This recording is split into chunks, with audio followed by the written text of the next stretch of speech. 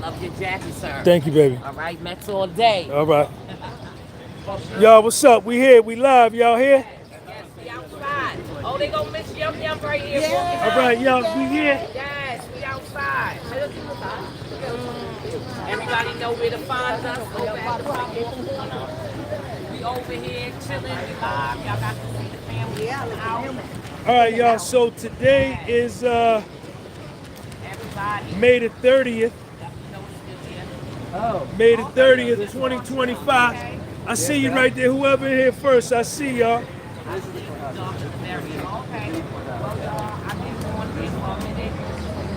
Okay, so today is May the 30th, 2025. We live, we out here. We at the courthouse. Check us out. We out here, we live on the scene. Federal courthouse.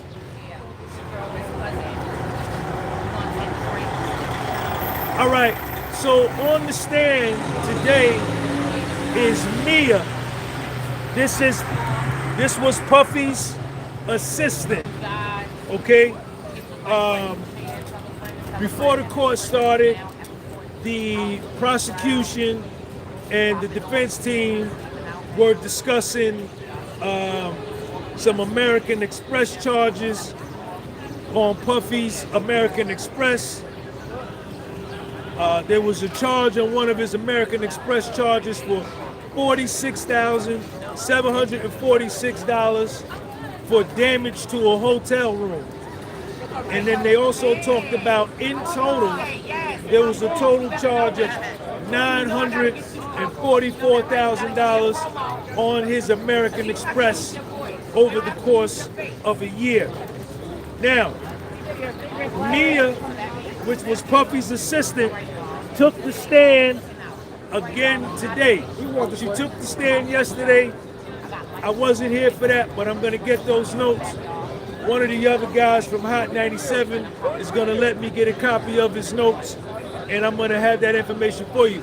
But from what I understand, the way they told me is that Mia has gotten on the stand and says that Puffy took her innocence, assaulted her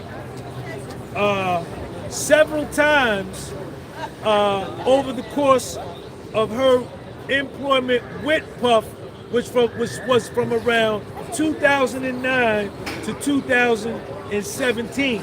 Now, what I just learned on the cross-examination, she's being cross-examined by Brian Steele. And what Brian Steele has said under the cross-examination was that on Puffy's birthday,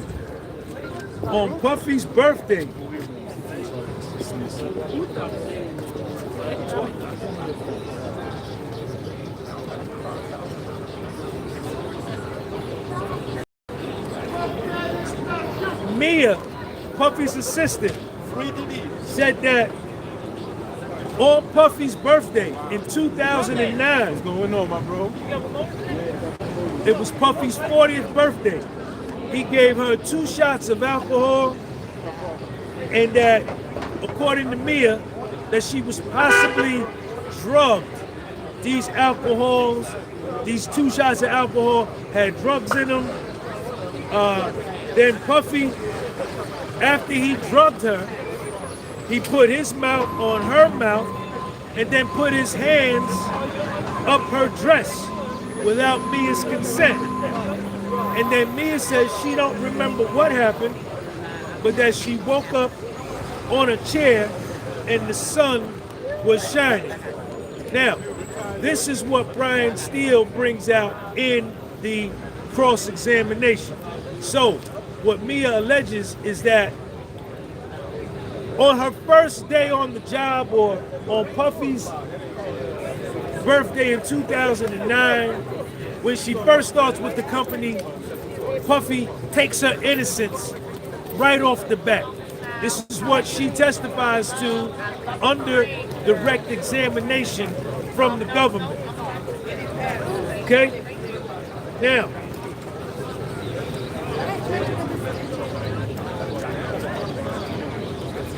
the prosecution establishes and they acknowledge right from the gate.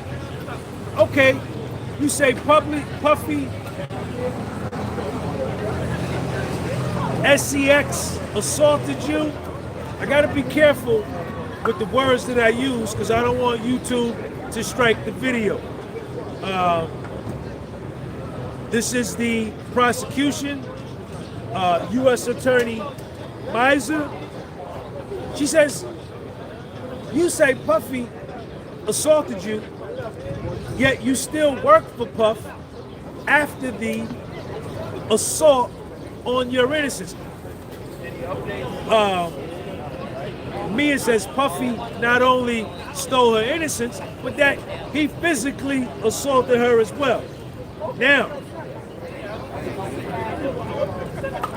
Mia also at the time that all of this is going on, according to her, she is dating a dude that works at Bad Boy, a guy by the name of Matt Tester, who is Puff's sound engineer, and they have an apartment together.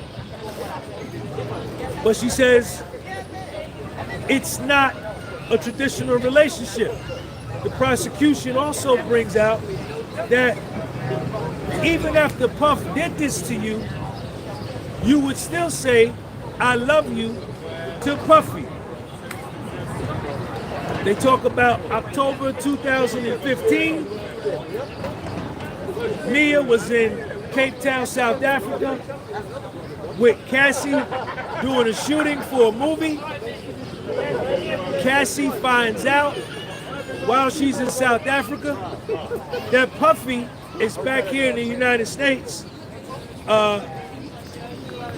cheating with Gina. She sees Puffy and Gina in a video. We already talked about that at some kind of award show. Puffy was in Miami. Cassie got mad. Puffy is trying to get in touch with Cassie. They put up all of these text messages, these WhatsApp messages. Puffy is trying to get in touch with Cassie. After she finds out that he has been with Gina, Puffy is telling her, call me. Puffy is trying to call Cassie. Puffy is trying to call Mia. Mia's not answering the phone. Puffy's not answering the phone.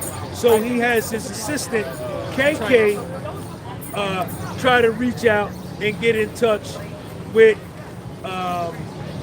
Cassie or Mia.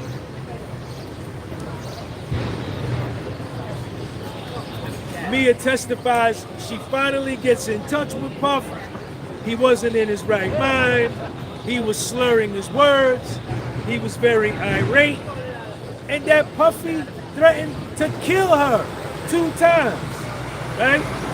That Puffy threatened her job, right? And told her, if you don't call me in 2 minutes, I'm going to call HR and have you fired.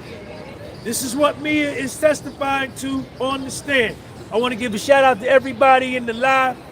I want to thank everybody that gave me Cash Apps and PayPals. I appreciate y'all.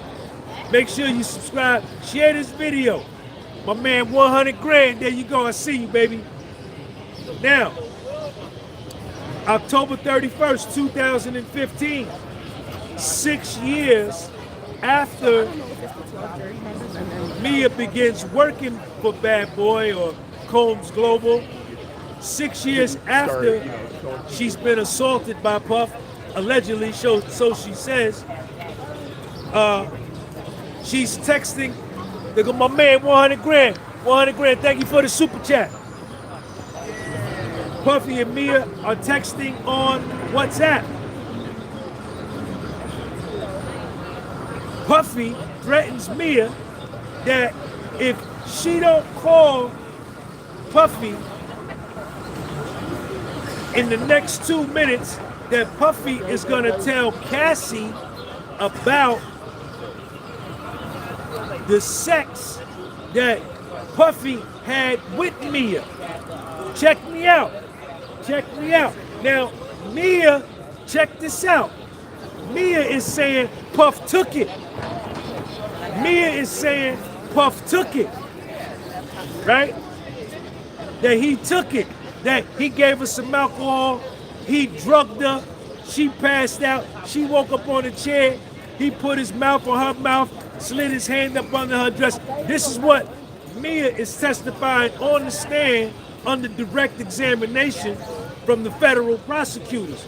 But then, in the text message that the government puts up, Puffy is threatening Mia that if you don't call me in 2 minutes, because Cassie and Mia are best friends. Cassie and Mia are best friends. Puffy is telling Mia, if you don't call me, I'ma tell Cassie all about the assault. But if you think about it, why would Puffy threaten to tell Cassie about an assault and this your best friend? What Puffy really telling her is that if you don't call me, I'm gonna tell Cassie we getting busy too, and you gonna lose your best friend, right? And Mia testifies that Puffy threatened to take her TV show. She wrote a TV show, and Puffy threatened to take it. Puffy texted her 8 times.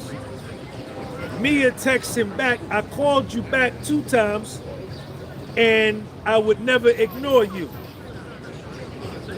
Now, October 17th, 2015. How you doing? All right. Mia sends an email to Puffy. She started working for Puff in 2009. Keep that on the front of your dome. 2015, she emailed Puff, hey Puff, you know I love you. Smiley face emoji. I'm down here in South Africa. I need some money to come home. You understand? Because you telling me to come home. You telling me I'm fired. I don't know. I paid my own ticket to come down here to be with Cassie, who's my best friend. I'm changing the flights. You saying come home, I changed the flight. Then you say stay, I changed the flight back. So I'm paying all of these change flight fees. I need you to send me some money to come home, or let me know what you want to do. I'm confused. In the same email, Mia finishes off the email saying, you know I would never stay away from you for too long. I love you. This is what she texts Puff. This is Mia. This is Mia. October 19th, 2 days later, 2015, Mia sent another email to Puff. I will do whatever you want. Smiley face. I love both you and Cassie.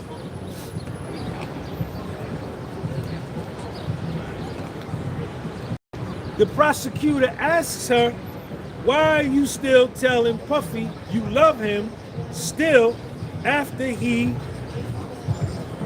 assaulted you on the raccoon tip and physically assaulted you, right? The prosecution then asks her, did you love Puffy romantically during this time? She says no. After I came back from South Africa, I wasn't around Puff that much. I got suspended. Human Resources called me, the Chief of Staff, Michelle James, and a girl named Vashta. I told them that Puffy would have violent episodes toward me, and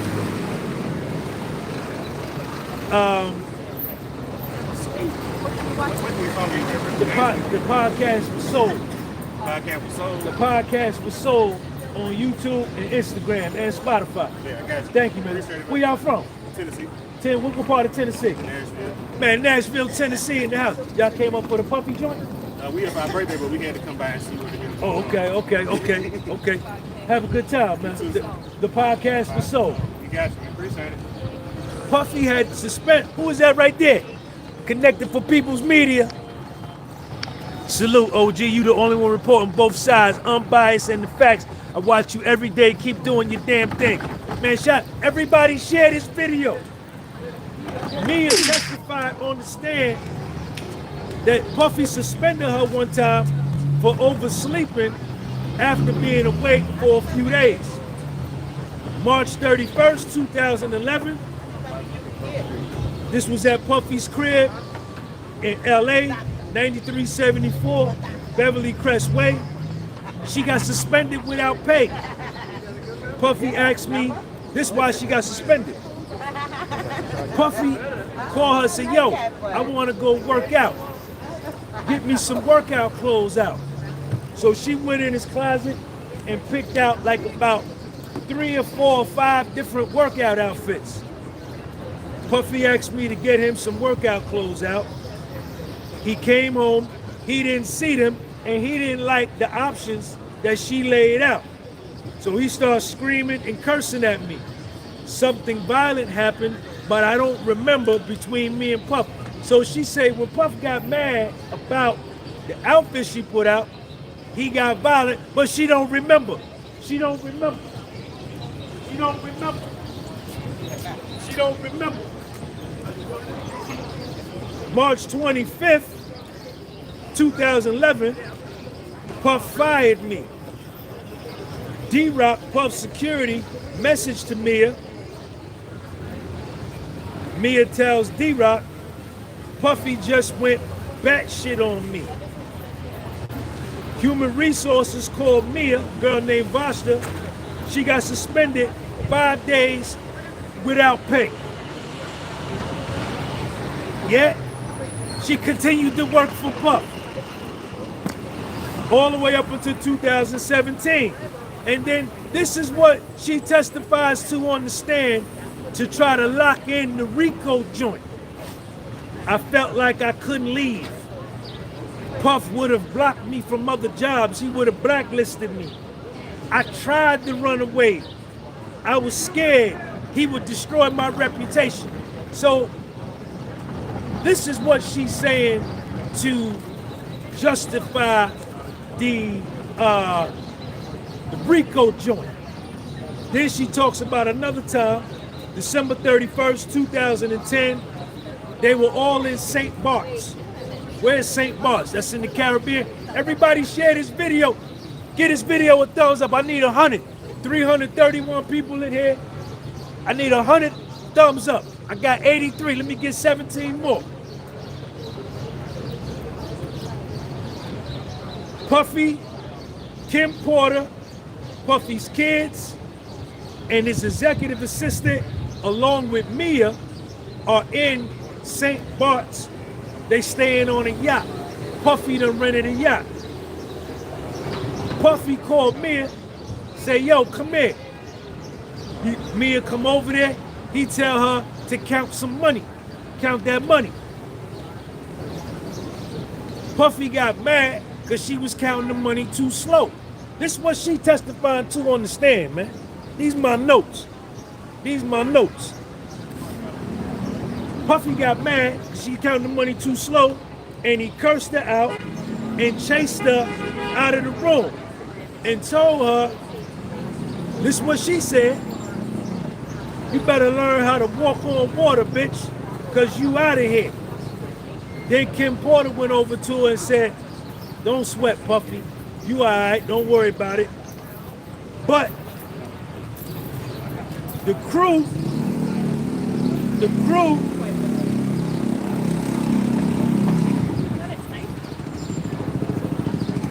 on the yacht ended up getting one of them little boats off the yacht and taking her, Mia, to shore.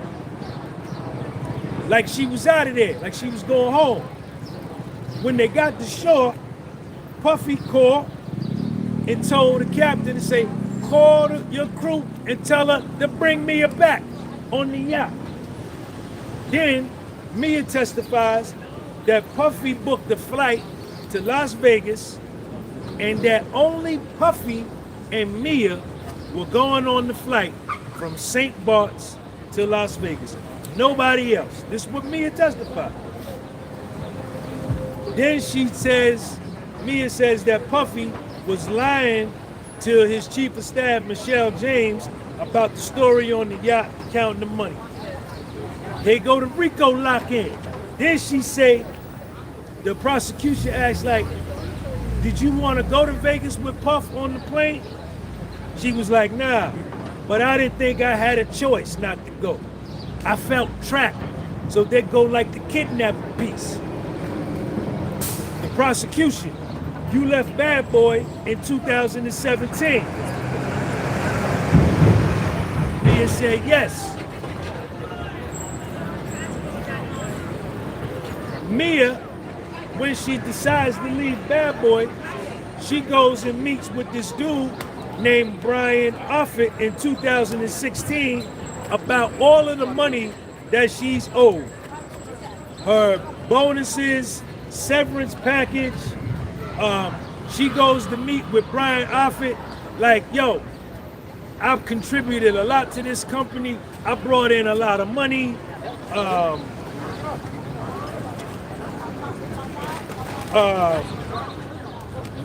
I've been working on this documentary. And then Brian tells her that Puffy is not gonna do the Revolt TV, which is pretty much, I think, what Mia, the side of the company that Mia was involved in. And she says she was hurt that she had to hear that the Revolt TV joint was going away from Brian Offit, and she didn't hear from Puff. She felt like Puff should have told her what was up. She said she was hurt. And she had did all of this work on this documentary, and now the documentary was shelved. Then Mia said after that, she called KK, which was Puffy's executive assistant, to talk about the documentary. And Puff told KK to tell Mia, keep working on the documentary. We're gonna go with it. Keep working on the documentary.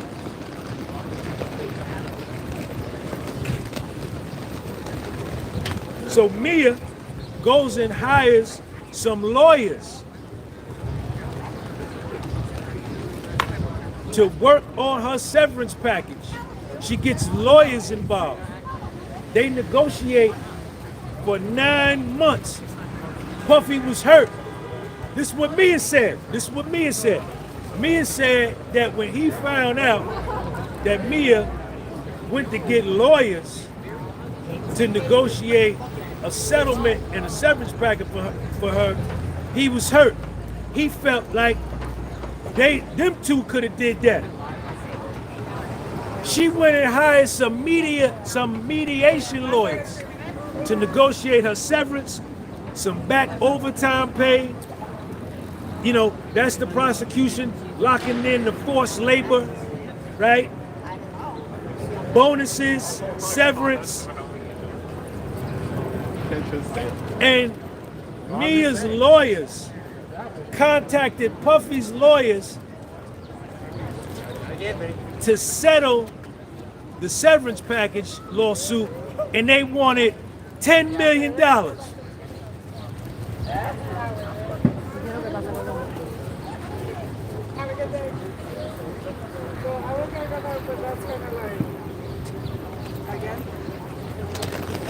Mia hired these lawyers. This is just her severance package. They called Puff and said, in order to make this right, you gotta send Mia $10 million.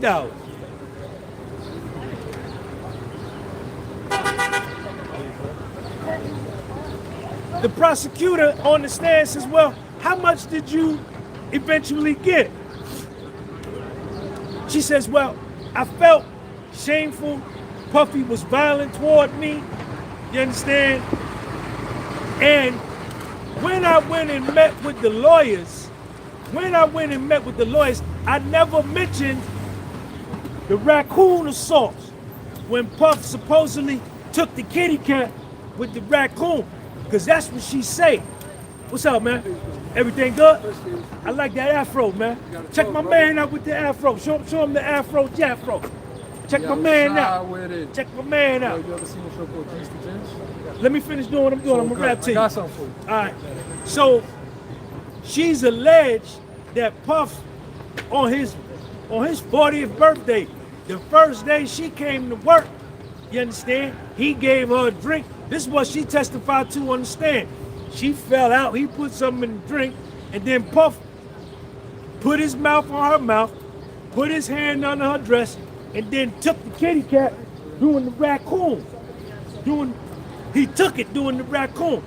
But when she go, 800 grand, she doing the raccoon. But when she go meet with the lawyers to discuss the severance, the bonus, the overtime pay, they asked for 10 million, and she don't say nothing about doing the raccoon. She don't mention nothing about doing the raccoon. Sean Smith, thank you for that super chat. The prosecution says, well, how much did you end up with in your pocket? Mia said, I got 200,000. That was about half. And the prosecutor said, so the lawyers that represented you got the other half, 200,000. So you asked for 10 million, but you got a $400,000 settlement, and the lawyers took 50% of that. The lawyers took 50% of that. What's up, y'all? Then the prosecution say this. Y'all want to be in my video? Come here. Y'all come here. Come here. All right, stay over there. Don't come here then. Stay over there. Tamara Osborne. Tamara, thank you for that super chat.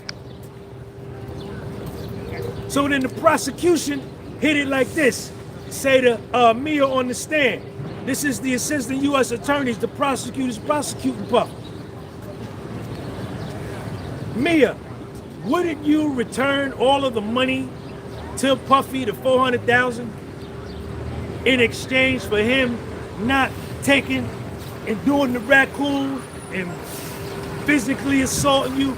She said, yeah. She said, yeah.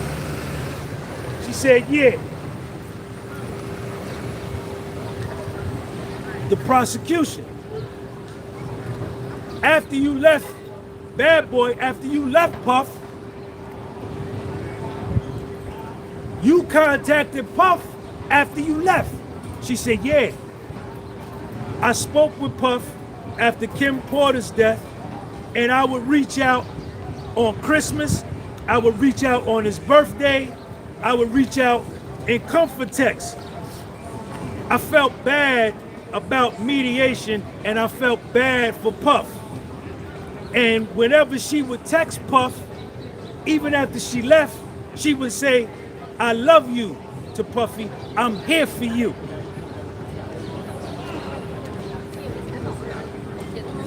Cassie and Mia still talk after the lawsuit that Cassie filed, and Mia testified she talked to Cassie a few weeks ago. The prosecution asked her, you talked to Cassie the other day, a few days ago. She said, yeah. The prosecution said, of course you didn't speak about the testimony, right? She says, oh, no, we didn't speak about the testimony. Cassie filed her lawsuit November 2023. She says that D-Rock, Puffy Security, reached out to her, and that was like her big brother. And this was October 22nd, 2021. She reached out to D-Rock, but then after Cassie filed her lawsuit, which I think Cassie filed hers in November 2023, she reached out to D-Rock. No, D-Rock reached out to her November the 30th, 2023. And she texts D-Rock back, I'm so excited to hear from you.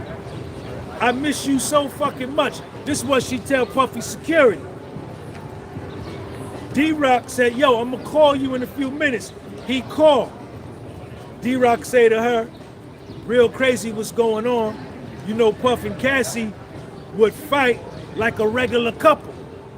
So she said D-Rock called her and right off the rip, out of the blue, said, yo, you know, Puffy and Cassie would fight like a regular couple. It wasn't nothing extra crazy. And Mia said she took that like D-Rock knew it was more than that. But D-Rock was just like sizing her up to see where her dome was at. And then D-Rock told Mia, Puffy misses you. Podcast was sold. What's up, baby? Peace. Then the judge said, sidebar. After she said, Puffy, the judge called sidebar. Sidebar.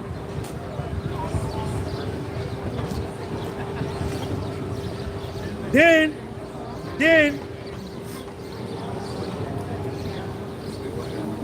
D-Rock flew to Miami. This is after Cassie filed her civil joint. D-Rock fly to Miami to take care of Puff's kids. D-Rock called me again. Yo, Puff want to talk to you. Mia testified on the stand. I said, yes, I'll talk to Puff, but I was scared. Then she said, Puffy called me within a few hours. When Puffy called, Mia said she saw the number and she threw the phone behind the couch and ran out the house.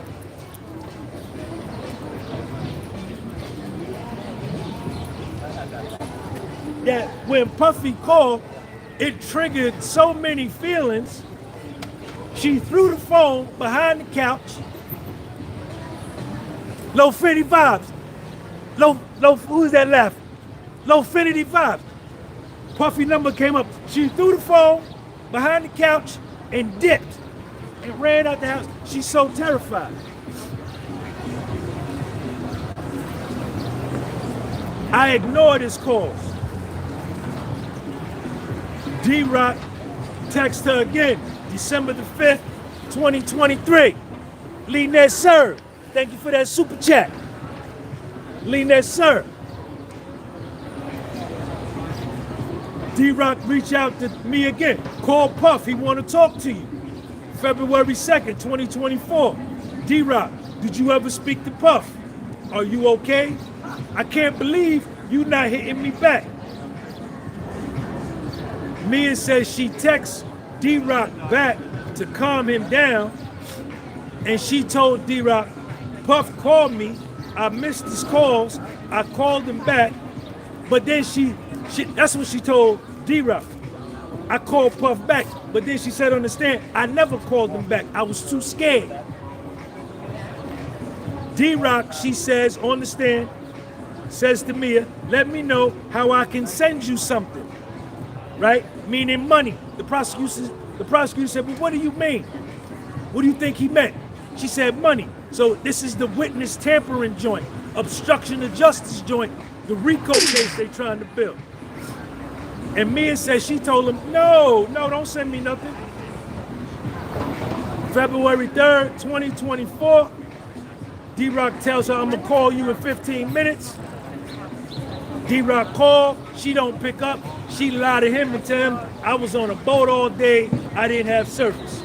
February 4th, the next day, 2024, Puffy sent Mia 2 text messages. Hey Mia, press, thank you for that super chat.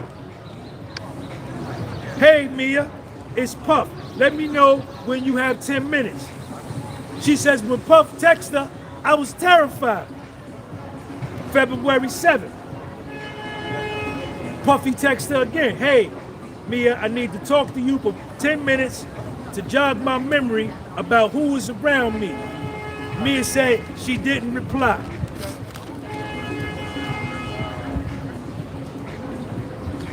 The prosecutor then asked Mia, said, yo, where do you work today?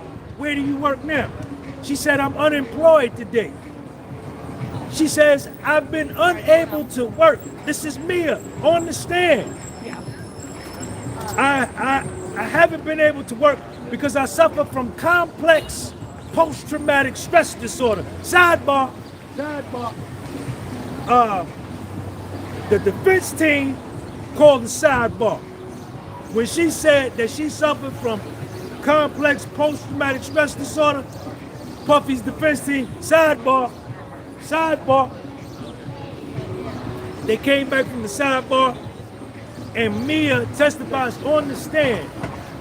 I'm triggered by normal situations. Her voice is cracking, little tears is coming. She says, if anybody calls my name loud, I freak out. If anybody rejects me or makes me feel unwanted because of the way Puffy treated me, I have these episodes. When anybody yells my name, I freak out because of how Puffy treated me. He traumatized me forever. And then the prosecution rested their case. Now, I got the cross-examination. Yo, the cross-examination already started, but I ain't gonna do it right here. It's Brian Steele. Brian Steele came out with the cross-examination, went straight for the dome. See, yo, come here. Put her in the headlock. I'm gonna give y'all that after we go do the evening session. We finna go back in court. Thank everybody for watching. Subscribe to the channel. Follow me on Spotify, The Podcast Was Sold. Instagram, The Podcast Was Sold.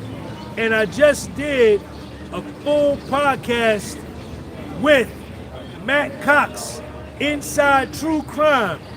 Go to Matt Cox on YouTube. Type in Matt, M-A-T-T, Cox, C-O-X, Inside True Crime. Me and him sat down for 2 hours and talked about the whole Diddy case. That's why I was down in Florida the last couple of days. So go over there now and check that out. Shout out to Matt and shout out to Kobe, Sean G. You see it? Peace.